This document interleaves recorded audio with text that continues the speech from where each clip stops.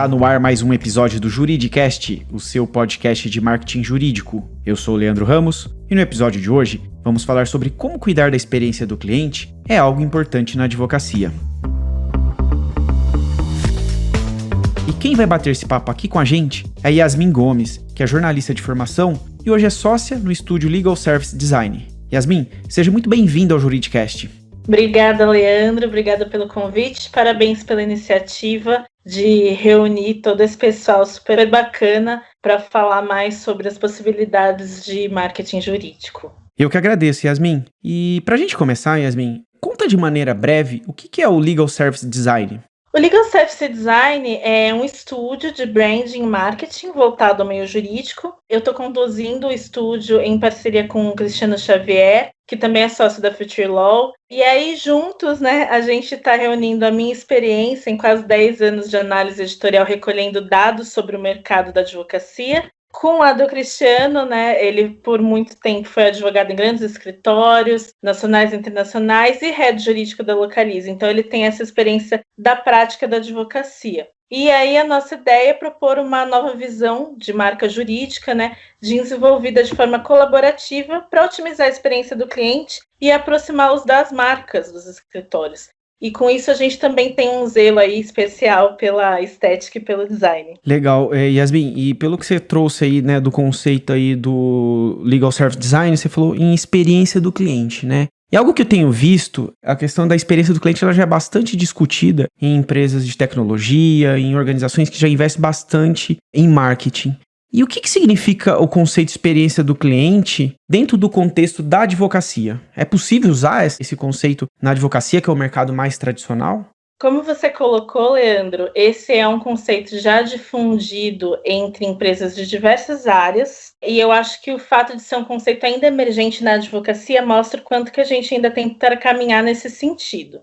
Então, o que a gente tem que pensar é que a experiência do cliente, o Customer Experience, é a resultante emocional de todas as interações de um cliente com o serviço, No caso, o serviço jurídico. E é importante perceber esse resultante emocional, Porque lidar com a experiência do cliente tem muito a ver com também gerenciar expectativas. Então, há algum tempo eu percebo uma movimentação muito forte de advogados corporativos cobrando adaptações e inovações quanto à entrega dos serviços jurídicos. Então, isso também está relacionado a esse conceito de Customer Experience. Então, eu acho que dentro da advocacia a gente tem bastante para se caminhar nisso. Então, baseado no que você está me respondendo, Yasmin, dentro desse conceito moderno de experiência do cliente, tratar bem o cliente, por exemplo, quando ele vai no escritório, é algo importante, certamente, mas isso por si só já não basta mais. É mais ou menos por aí?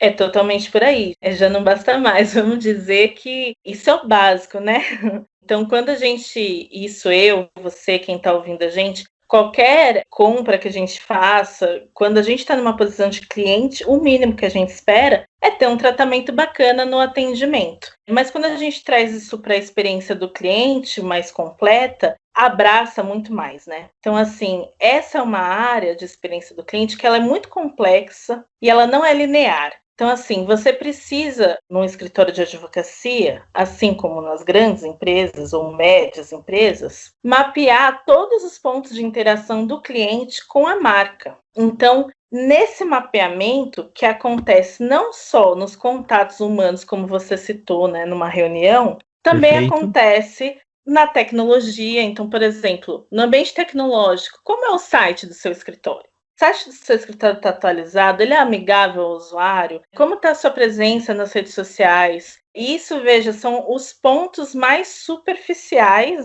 que eu estou trazendo aqui para a discussão. E o ideal é que, após mapear todos esses pontos, o escritório esteja oferecendo e proporcionando para o cliente uma experiência equalizada, onde não oscile muito. E para isso requer uma manutenção contínua. Então, é um grande desafio. Agora, citando, isso me fez lembrar de um movimento que eu tenho visto muito intensamente nos últimos anos, que eu estive na análise editorial também, sobre os escritórios adotarem siglas como marca. Você já deve ter visto isso, né? Certamente, teve um período aí da advocacia aqui no Brasil que todo mundo que tinha nomes, sobrenomes nas suas marcas foi para siglas, né? Algumas pegaram, outras nem tanto. E o que você observou nessa sua experiência? Então, nesse período, eu devo te dizer, Leandro, assim, que não era incomum eu entrevistar algum executivo jurídico e no meio da entrevista ele simplesmente não sabia dizer o nome do escritório, sabe? Então,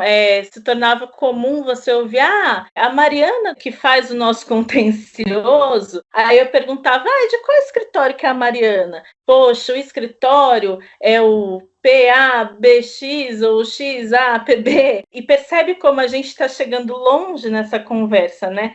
Porque, no fim das contas, isso também está relacionado à percepção da marca que o cliente tem. Então, assim, sua marca não está forte o suficiente para o cliente já saber de cabeça. E aí é de se refletir, né? Porque não adianta a gente achar que tem uma grande ideia quando, para o cliente final, essa ideia acaba sendo uma confusão. Então, eu acho que é preciso reconhecer que não existe o tal do one size fits all, né? Não existe tamanho único em nada, e nem na advocacia. Então, com um mercado diverso como a gente tem, não dá muito para a gente ir na onda de que se deu certo para um, vai funcionar para todo mundo. As experiências são proporcionais às demandas dos clientes, então elas variam. Ô Yasmin, você mencionou a análise editorial, né, que foi uma instituição que você trabalhou durante muito tempo, e existe um estudo que eles fizeram, que eu vi recentemente, com executivos jurídicos, que diz que a reputação é o principal critério para a escolha de um escritório.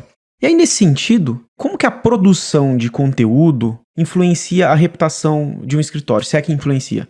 Antes de eu chegar no cerne da sua resposta, eu queria falar um pouquinho sobre a ideia de reputação, que eu acho que para ficar mais claro, vamos falar em valor de marca, né? Perfeito. E aí tem uma comparação que eu ouvi uma vez da Fabiana Fagundes, do Barbosa Musnick Aragão, e ela, por sua vez, ouviu de uma professora em um curso, então vamos compartilhar o conhecimento, porque eu acho que é uma imagem bem construtiva para a gente criar na nossa cabeça. Assim, você sabe dizer, por exemplo, quantos botões tem o controle remoto da sua TV? Provavelmente não.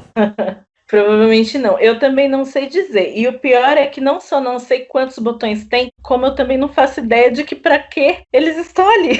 Eu não sei quais são todas as funções. Então, essa figura do controle remoto é um bom exemplo para a gente pensar no valor de marca, observando o valor agregado, né? Que no caso seriam todos os botões que você tem no seu controle remoto, do valor de fato percebido, que é, para mim, no meu caso, eu ligo, desligo, mudo de canal, aumento e abaixo o volume. Perfeito. Então, agora indo sobre a sua pergunta, a produção de conteúdo acaba sendo um responsável direto por alterar a percepção de valor sobre a marca, que é, no fim das contas, a tal da reputação, né? Então, assim, se você lesse o manual da sua TV e eu lesse da minha, certamente a gente ia criar essa consciência de tudo que ela nos oferece, né? Então, eu acho que o grande desafio da produção de conteúdo é, como posso dizer, ser muito mais atraente do que o manual da TV e fazer com que todo o valor agregado do seu serviço, de fato, seja percebido pelos clientes. Baseado nessa sua analogia bem interessante aí com o controle remoto da TV, Yasmin, eu vejo assim que muitos escritórios já entenderam que produzir conteúdo é algo importante, né, até para fortalecer a sua reputação. E de fato eles estão produzindo. Mas a pergunta que eu tenho é, como que um escritório produz conteúdo que realmente gere valor para o seu cliente, né? Porque, afinal de contas, a gente observa que produzir conteúdo era algo que até pouco tempo atrás na advocacia não era algo praticado, hoje já é bastante praticado. Mas como é que gera diferencial? Se todo mundo escrever a mesma coisa ou tiver a mesma abordagem, acredito eu que isso não vai estar gerando diferencial. Com certeza. Para isso, a gente tem que olhar uma série de aspectos. E aí, o primeiro passo, sem dúvida, é saber quem é o cliente e onde você quer chegar com ele. Então, em termos de marketing, assim, qual é a persona que seu escritório atende? O primeiro passo é a informação. Quanto mais você souber sobre os clientes do escritório, melhor você vai conseguir identificar as dores dele e como você pode auxiliá-lo com o conteúdo, né? Então, por exemplo, se o cliente tem pouco tempo, né, disponível no dia a dia, Então, talvez você deva priorizar formatos de conteúdo de linguagem mais direta. Podcast tem se revelado aí uma opção bacana, né? E com isso também é importante pensar sobre o tipo de cliente que você gostaria de ter. Acho que a produção de conteúdo também tem um ponto bem interessante para a atração de prospects. Agora, como você descobre isso, né? Com pesquisa. Então, a informação, ela não cai no colo. A gente precisa fazer pesquisas com os colaboradores do escritório, com clientes, pessoas de diferentes níveis hierárquicos. E perceba que isso é uma área bastante sensível, né, Leandro? Então, é bem importante que, para isso, os escritórios contem com um terceiro, né? Até para tornar a situação mais confortável e imparcial. E é um trabalho também interativo, né? Ou seja, você vai fazer pesquisa, vai levantar informações, hipóteses, vai criar uma estratégia e vai avaliar, no final das contas, se funciona ou não, né? A intenção, certamente, é acertar de primeira, mas não significa que aquela persona, aquele público que você definiu, ele vai se manter, né, ao longo do tempo. E nesse sentido, Yasmin, eu observo uma coisa. Como é que fica um escritório, dentro de uma estratégia de comunicação, escritório full service, que tem aí 20, 30 áreas de atuação e em tese tem um volume de conteúdo muito grande a publicar. Como é que você acredita que ele pode trabalhar essa experiência do cliente de modo que o conteúdo que o escritório produz chega para as pessoas que realmente interessam? Nesse período que a gente está enfrentando de pandemia, né? Acho que toda a área de comunicação teve um papel crucial nesse período e o conteúdo acabou se demonstrando ainda mais essencial para a sobrevivência de todos nós, não só como indivíduos, mas também para a sobrevivência dos negócios. Então, dentro disso que você acabou de colocar, o volume de conteúdo produzido pelos escritórios teve um boom, né? Um boom esperado. Afinal de contas, o ambiente jurídico é instável, uma série de medidas provisórias e muitos clientes precisando de orientação. Mas esse boom, ele também evidenciou os diferentes níveis de maturação, né, de conteúdo e de experiência do cliente. Então, com uma oferta super alta de conteúdo, conseguiu se aproximar mais dos clientes, quem teve uma entrega mais prática e atraente, né? Vou te dar um exemplo prático sobre isso que a gente está conversando. Como você disse no início, eu sou jornalista por formação e trabalhando em redação a gente recebe materiais de diversas fontes, né? E até hoje, inclusive, eu recebo muito material de diversos escritórios de advocacia.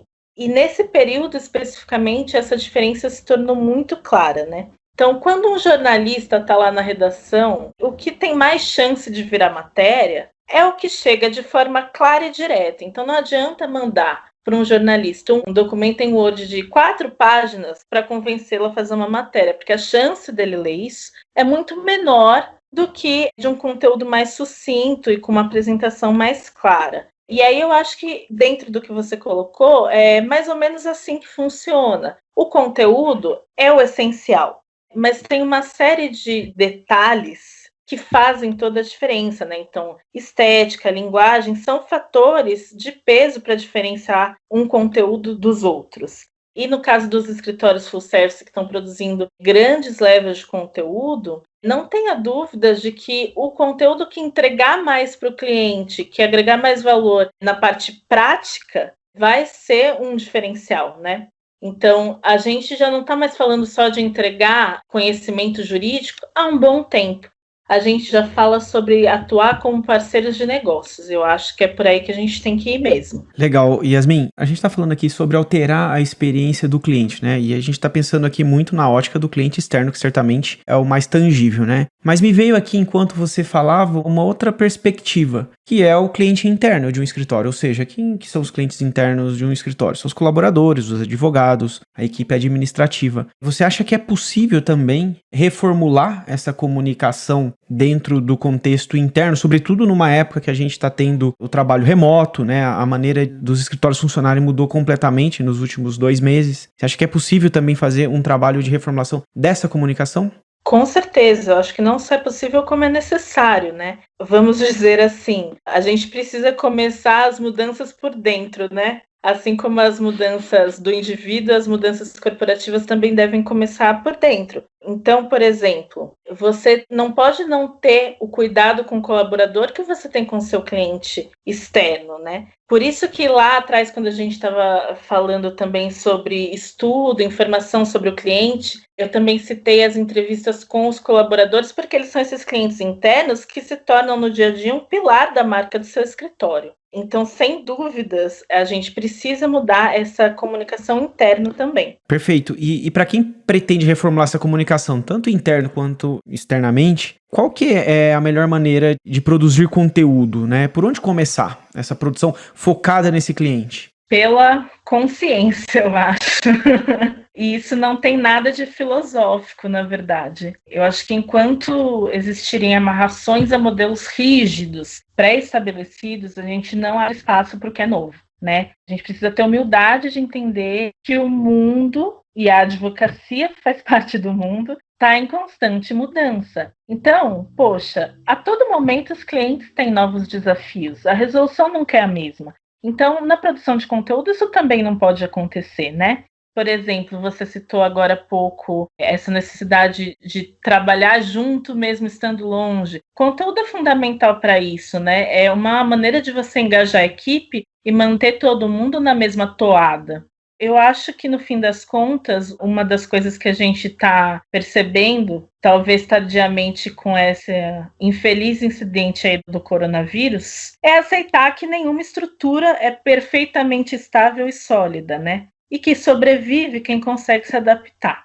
Então, eu acho que, observando todos esses pontos, a gente precisa reafirmar que, sim, escritório é uma empresa e, no momento em que estamos, todos os escritórios precisam tomar conta de diversos aspectos que antes eram vistos estritamente como corporativos, né? E a experiência do cliente é um deles. Muito bom, Yasmin. O nosso episódio vai chegando ao fim e gostaria de agradecer muito a sua presença aqui no Juridicast. E fica o convite para você voltar novamente aqui e compartilhar mais informações valiosas sobre o mercado jurídico. Poxa, Leandro, eu que agradeço. Voltarei sim. De novo, parabéns pela iniciativa. Obrigado.